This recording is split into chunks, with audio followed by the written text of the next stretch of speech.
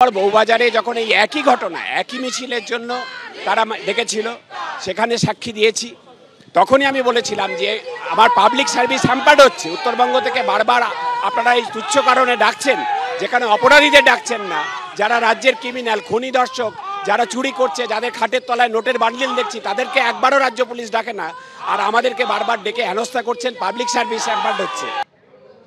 অর্থাৎ সুবর্ণ গোস্বামী সহ অন্যান্য চিকিৎসকরা এখানেই অভিযোগ করছেন যে অপরাধীদের না ডেকে তাদের ডেকে বিভিন্ন মামলায় তাদেরকে থানায় ডেকে হেনস্থা করা হচ্ছে। জিলাম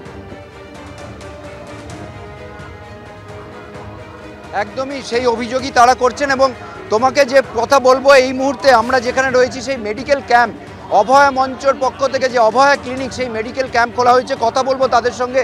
আপনারা এই ক্যাম্পটা খুলেছেন কেন? খুলেছি এই কারণে যে ডাক্তার হিসাবে আমাদের যে কাজ চিকিৎসা দেওয়া, সেই রোগীর কাজটা ডাক্তাররা করতে পারছে না, কারণ তারা এতটাই বারবার ধরে সামান আসছে, নিজের চাকরির স্থল থেকে বেরিয়ে আসতে হচ্ছে। এবং শুধু যারা ডাকছে তাদের নয়, তাদের পাশে দাঁড়িয়ে প্রতিবাদী হিসাবে আমরাও চিকিৎসকরা আসছি। তা আমরা মনে করেছি যে আমাদের যে নর্মাল কাজটা, সেটাই পুলিশ হেনস্থার জন্য থানার বাইরে দাঁড়িয়ে দাঁড়িয়ে সময়টা নষ্ট হচ্ছে। সে রাস্তায় দাঁড়িয়ে না থাকে, সেই টাইমে আমরা রোগী পরিষেবা দিতে পারলে আমরা মনে করবো আমাদের যে কাজটা আছে সেটা আমরা করতে পারবো এবং রোগীরাও তাদের পরিষেবাটা পাবেন। অর্থাৎ বুঝতে পারছো তাদের এই প্রতিবাদের কারণ হচ্ছে একটাই, যে তারা যে সময় এই হেনস্থা করা হচ্ছে, থানায় ডাকা হচ্ছে বলে তারা দাবি করছেন, সেই সময়টা নষ্ট হচ্ছে, রোগী পরিষেবা দিতে পারছে না। সেই কারণে তারা মেডিকেল ক্যাম্প খুলে এখানে রোগী পরিষেবা দেওয়ার কাজ করছেন, আশপাশের লোকেদের যাতে পরিষেবা পাওয়া যায় তার জন্য এসছেন। আপনারা এখানে যে পেশেন্ট যে দেখছেন, কি সমস্যা কি দেখছেন?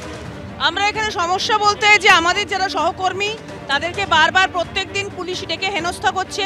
আমরা তো তাদের সাথে আসবো, তাদেরকে তো আর একা ছেড়ে দেবো না। তো সেই জন্য আমরা এই সময় আসছি এবং আমরা চাইছি যে সমস্ত জনগণ এখানে আছেন, কমন পিপল, সাধারণ মানুষ আছেন আর কি, তাদেরকে আমরা এই সময়টুকু শুধু ওয়েস্ট না করে আমরা পরিষেবা দেওয়ার চেষ্টা করছি।